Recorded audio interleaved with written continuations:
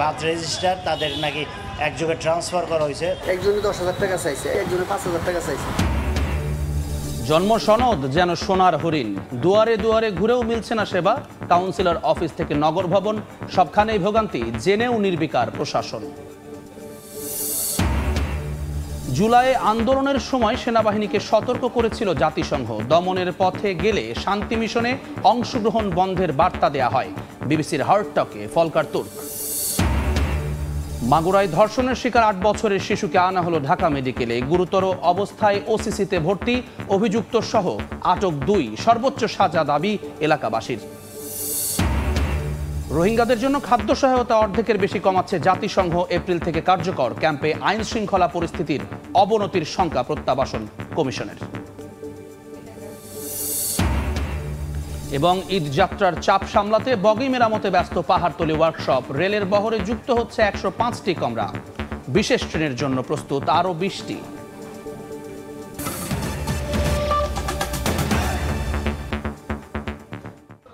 সময় সংবাদের সঙ্গে আছি আমি জুম্মান সাদিক জ্যাভলিন। জন্ম সনদ, এই নাগরিক অধিকার যেন সোনার হরিণ, অথচ দুয়ারে দুয়ারে ঘুরেও মিলছে না তা। কাউন্সিলর অফিস থেকে নগর ভবন, সবখানেই ভোগান্তি নিত্যসঙ্গী, আছে হয়রানিও। সব জেনেও যেন নীরব প্রশাসন। প্রিন্স আরেফিনের ছবিতে বিস্তারিত জানাচ্ছেন রনক নিয়ন্তা। নিবন্ধন এটার কোনো মা বাবা আছে বলে আমার মনে হয় না, কিন্তু পাওয়া যায়। পয়সা দিলে ঠিকই চলে আসে। পয়সা দিলে যখন ঠিকই চলে আসে, তাহলে পয়সা না দিলেও আসার কথা। এই সিস্টেমটা আমরা করতে পারছি না কেন? অন্তহীন এই ভোগান্তিই যেন নিয়তি, জানেন সরকার প্রধানও। তাহলে সমাধান কি? চোখ ফেরানো যাক মাঠের চিত্রে। সন্তান জন্মের পর কিংবা শিক্ষা প্রতিষ্ঠানে ভর্তি করতে প্রয়োজন জন্ম সনদ, তাই ছুটে চলা স্থানীয় কাউন্সিলর কার্যালয়। 5 আগস্টের পর কাউন্সিলর না থাকায় পাল্টেছে নিয়ম, তাই এ নিয়ে আর মাথা ব্যথা নেই কাউন্সিলরের দফতরের কর্তাদের। অথচ অনলাইনে জন্ম নিবন্ধনের আবেদনের কাজটি তাদেরই করে দেওয়ার কথা। আমারটা আজকে প্রায় 1 সপ্তাহ ধরে আমার ঘুরাইতেছে, বলতেছে যে ট্রান্সফার পুষ্টি সহকারে ট্রান্সফার করে ফেলেছে জানিয়ে ক্ষোভ ঝরেছে ভুক্তভোগীর কণ্ঠে। সবকিছু ওকে, খালি আঞ্চলিক নির্বাহী কর্মকর্তা সিগনেচার করে না, মানে সে নাইবিয়া সিগনেচার করতে পারতেছে। ওই বাদ সহকারী যদি মারা যায় তাহলে সেইটা কি চলবে না? অভিযোগ রয়েছে এই কার্যালয়ে কর্মরত এক ব্যক্তির কাছে টাকা দেওয়ার পরও মেলেনি জন্ম সনদ। পরে সময় সংবাদকে সপ্তাহখানেকের ভোগান্তির কথা জানালেন ওই ভুক্তভোগী। উনি যেটা আমাকে বললো যে যারা বার্থ রেজিস্টার তাদের নাকি একযোগে ট্রান্সফার করা হয়েছে।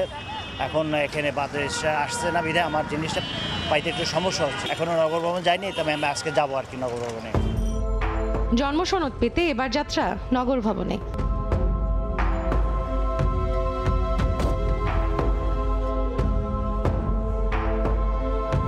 রেজিস্ট্রার জানালেন 3 দিনেই সেখানে মেলে জন্ম সনদ। অথচ সেবা প্রত্যাশীরা বলছেন দুয়ারে দুয়ারে ধর্ণা দিয়েও মিলছে না জন্ম সনদ। আমরা 3 থেকে 4 কার্য দিবসের বেশি সময় একদমই নেই। কাগজ জমা দিয়েছি 1 সপ্তাহ হচ্ছে। একজনে 10,000 টাকা চাইছে এক উকিলে, এখানে আসছে একজনে 5,000 টাকা চাইছে, 2,000, কেউ 1,000, মানে একজনে এক রকমের কথা বলে।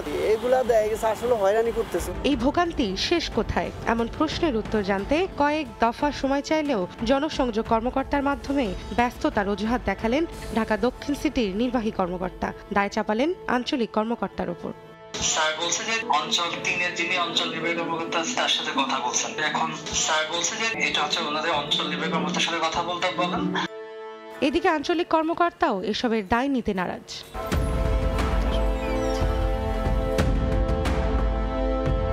ক্যামেরাটা আপনি একটু বসেন ওই পাশে, আপনার ডাকবো।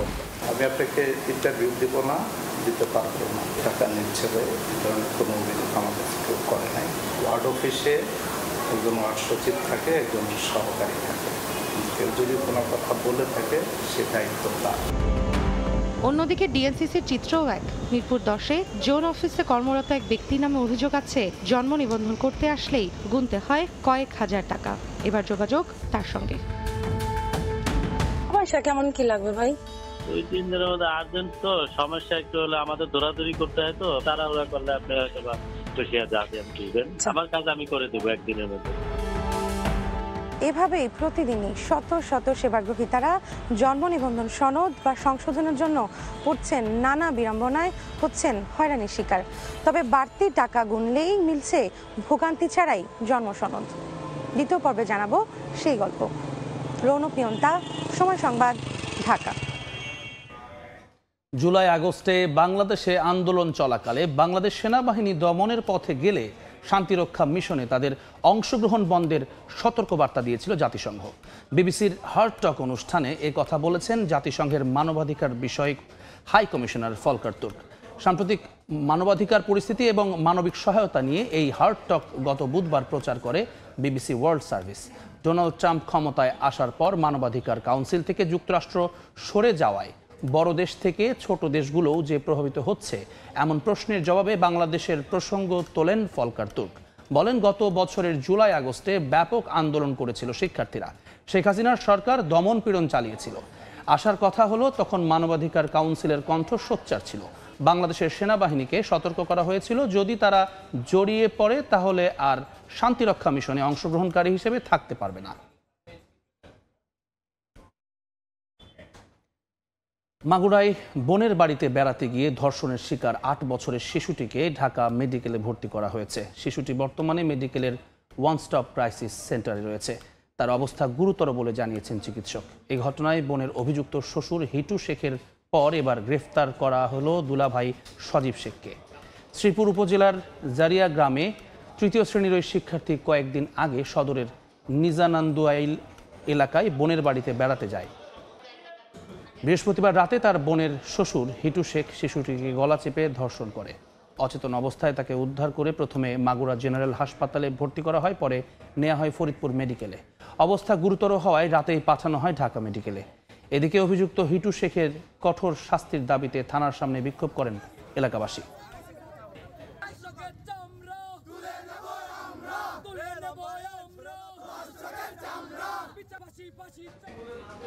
এই মুহূর্তে ঢাকা মেডিকেলে আছেন সহকর্মী ধ্রুব ব্যানার্জি। সবশেষ অবস্থা জানতে সরাসরি চলে যাচ্ছি তার কাছে। ধ্রুব, মাগুরায় ধর্ষণের শিকার ৮ বছরের শিশুটিকে এখন কিন্তু one stop service crisis centre থেকে পিআইসিইউতে নেওয়া হয়েছে।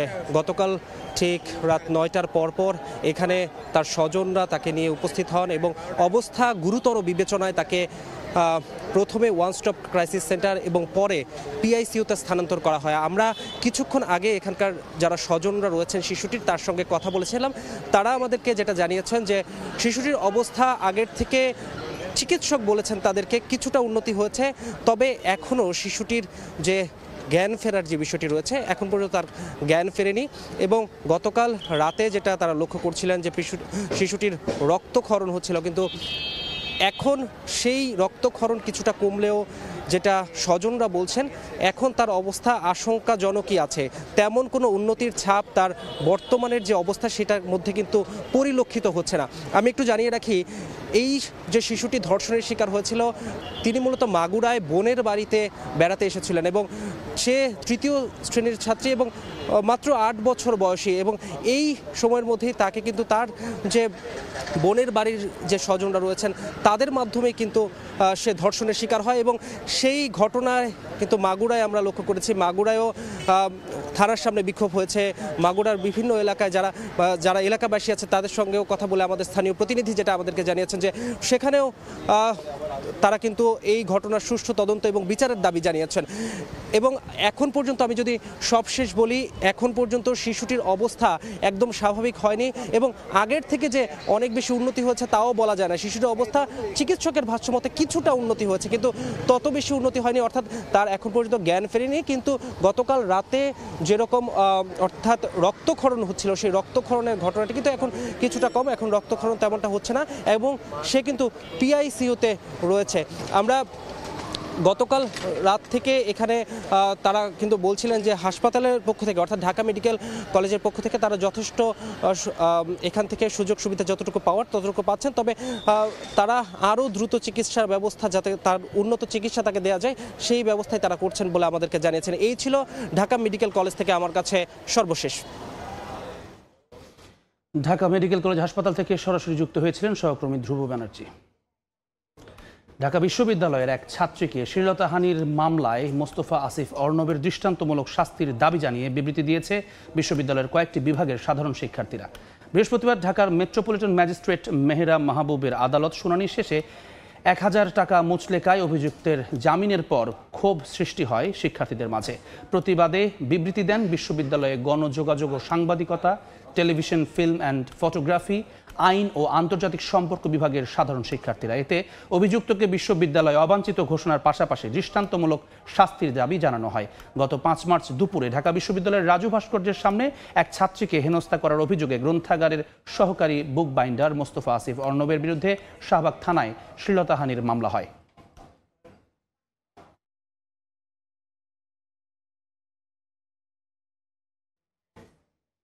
বাংলাদেশে আশ্রিত রোহিঙ্গাদের জন্য খাদ্য সহায়তায় খরচের পরিমাণ অর্ধেকের বেশি কমাতে যাচ্ছে জাতিসংঘের বিশ্ব খাদ্য কর্মসূচি বা WFP।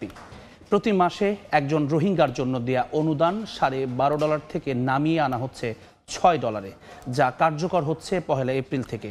এমন খবরে উদ্বিগ্ন রোহিঙ্গারা। আর বরাদ্দ কমানো হলে খাদ্য সংকটের পাশাপাশি আইন শৃঙ্খলা পরিস্থিতির অবনতির শঙ্কা জানিয়েছে শরণার্থী ত্রাণ ও প্রত্যাবাসন কমিশন। মোহাম্মদ ফরাজের ক্যামেরায় বিস্তারিত জানাচ্ছেন সুজাউদ্দিন রুবেল।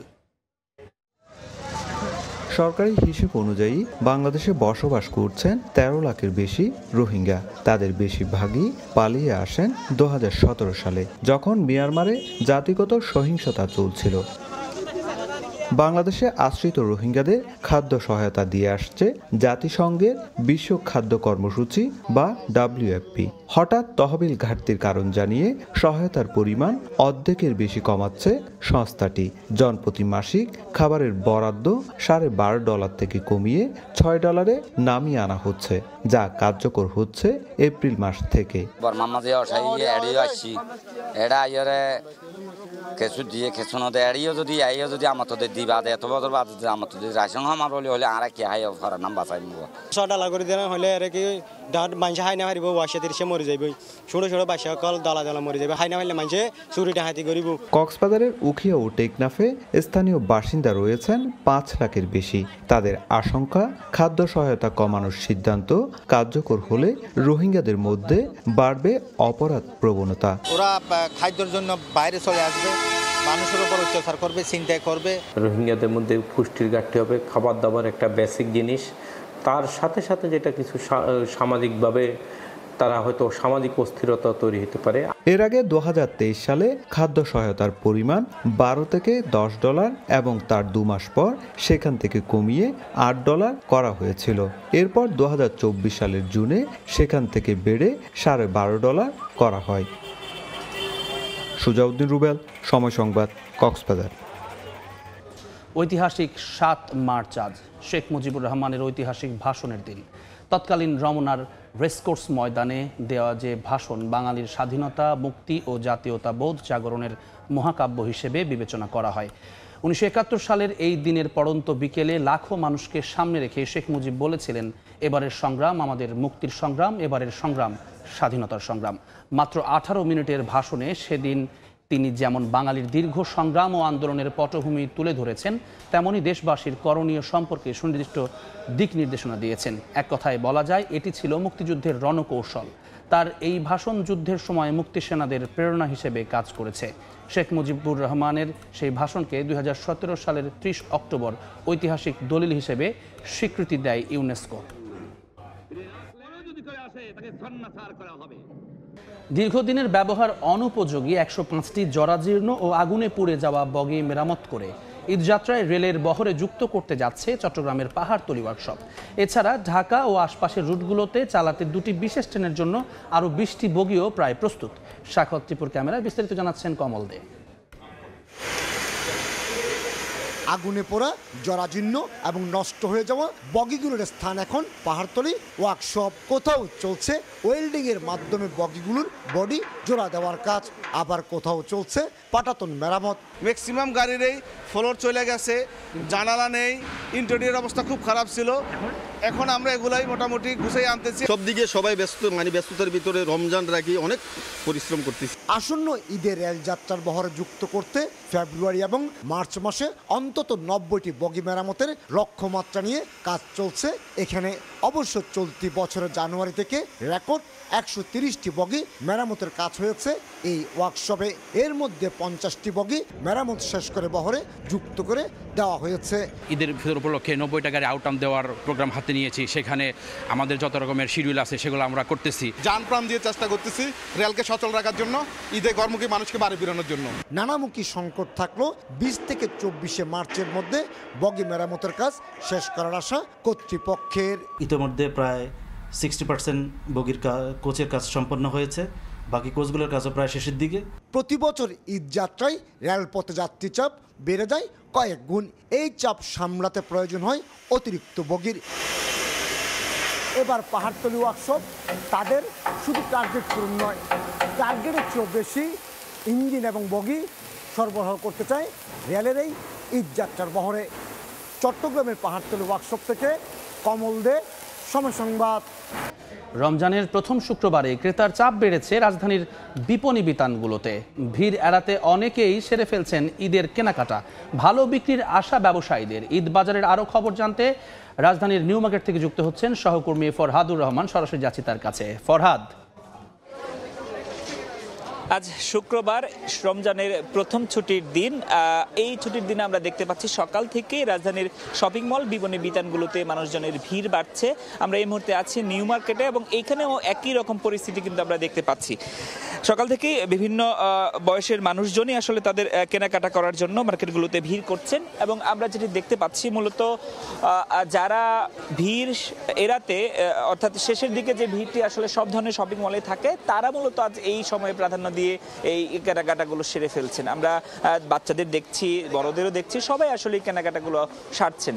এই বছর যেটি লক্ষ্য করা যাচ্ছে, নানা ধরনের কাপড় চোপড়ের সমাহার নিয়ে বিক্রেতারা বসেছেন। তবে এবছর দেখেছি যে আমরা ভারতীয় যেসব প্রোডাক্টের চাহিদা গত বছর বেশ ভালো ছিল, এবছর সেগুলো আছে। তার পাশাপাশি পাকিস্তানি বিভিন্ন ড্রেসের চাহিদা কিন্তু এবছর বেড়েছে। বিক্রেতারা যেটি বলছেন, এই বছর তারা ভালো বেচা কেনার আশা করছেন, বরাবরই তারা করে থাকেন। এবং আজকে যেহেতু ভিড় কিছুটা বেড়েছে এবং এই রোজার প্রথমবারের মতো, অর্থাৎ এই গত 5-6 দিন রোজা অতিবাহিত হয়েছে এবং সেইটির পরে আজকে যখন মানুষজনের কিছু উপস্থিত তারা দেখতে পাচ্ছেন এবং আজকে তারা বিক্রির ভালো প্রত্যাশা করছেন এবং তারা কিন্তু এটিও বলছেন যে আজকে থেকে হয়তোবা পুরোদস্তুর এই ঈদের কেনাকাটাগুলো শুরু হয়ে যাবে এবং মানুষজনের ভিড় উপস্থিতি আজকে থেকে বাড়তে শুরু করবে। আমরা দেখছি যে আসলে সকাল থেকে মানুষজনগুলো আসছেন, তারা বলছেন যে এবছর নানা ধরনের পণ্যের সমাহার কিন্তু আমরা দেখতে পাচ্ছি এবং এই সমাহারের দাম বাড়ার কথাও তারা বলছেন। বিক্রেতারা প্রশ্নের উত্তর যে এবছর ডলারের চাহিদা বেশি এবং ডলারের দামও বেড়েছে এবং সে কারণে তারা বলছেন যে জিনিসপত্রের দাম, কাপড় চোপড়ের দাম যেগুলো মূলত ভারত এবং পাকিস্তান থেকে আসে, সেগুলোর দাম কিন্তু এবছর অনেক বেশি বেড়েছে। তো আজকের দিন থেকে যেটি আসলে শুরু হয়েছে সেটি বাকি দিনগুলোতেও নিয়মিত হবে সেটি আমাদেরকে জানাচ্ছেন বিক্রেতারা। এই ছিল নিউ মার্কেট থেকে ঈদ শপিং এর আমার কাছে সবশেষ খবর। নিউ মার্কেট থেকে যুক্ত হয়ে ঈদ কেনাকাটার খবর জানাচ্ছিলেন সহকর্মী ফরহাদুর রহমান। রমজানে চাহিদা বাড়ায় রাজধানীতে সাধারণ ক্রেতার নাগালের বাইরে রসালো ফল, তরমুজ। বেড়েছে অন্যান্য ফলের দামও। এই মুহূর্তে রাজধানীর কারওয়ান বাজারে আছেন রিপোর্টার MS আরেফিন। সরাসরি যাচ্ছি তার কাছে। আরেফিন,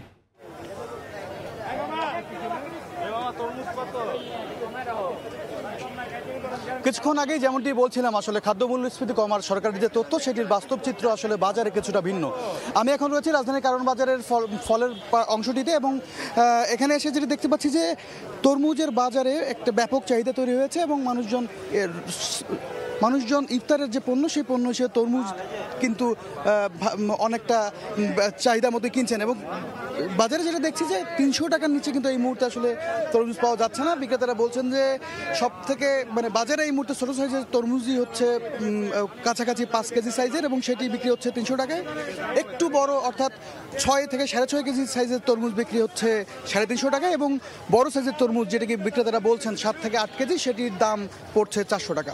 তো ক্রেতারা আমাদেরকে যেটি বলছেন যে নিত্য পণ্যের বাজারে যে অন্যান্য পণ্যের যে দাম, সেই দাম মিটিয়ে আসলে একটি তরমুজ 300 টাকা দিয়ে কিনে আসলে ইফতারের এই চাহিদা মেটানোটা আসলে তাদের জন্য কষ্টসাধ্য।